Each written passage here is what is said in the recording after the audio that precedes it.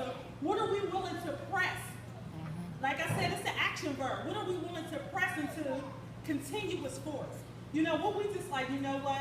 If this don't work out this way, then I'll work it out that way. But when are we going to be willing to press into the place, to the force, to the place of God where He's the only person that can work it out for us? He's the only person that can fix this once and for all. And I just was just like, wow, God. And all I can think about once again is how our pastor, every Sunday, he usually, 90% of the time, he say, I thank you for pressing your way out. And then now you feel it. Now you can understand, like, God, I'm coming here expecting to hear your word to be delivered. It is a press this time because I'm forcing myself to press past anything that I'm going through. Anything, my own ways of thinking, I'm willing to press past that to get your knowledge, to get your understanding. And then we can say, then we can count it all joy.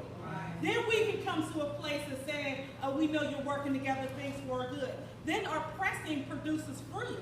You know, so when the lady, when people was following Jesus, there was so many people. Her being so desperate was the only way she can get to Jesus. But nothing mattered. She was considered unclean. She wasn't even supposed to be out there.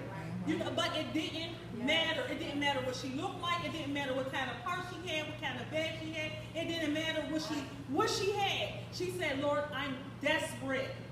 She pressed her way through that crowd. She said, if I can just get to Jesus, if I can just touch the hem, like she's on her hands and knees. How desperate are we for God today? How desperate. And I know for me, I want so much change. And there be things we be praying about. But we be praying about these different things for our kids to line up. But we are not desperate. We're not saying, God, whatever it takes to get to you.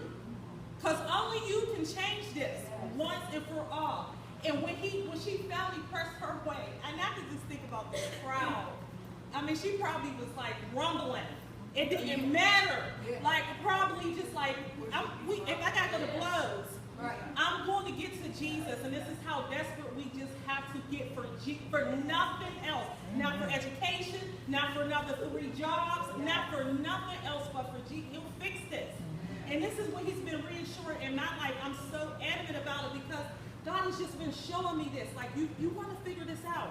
You want to figure out all the finances. You want to make it work for you when you're comfortable. But I'm doing something so much greater. So much greater. Just keep your pressing.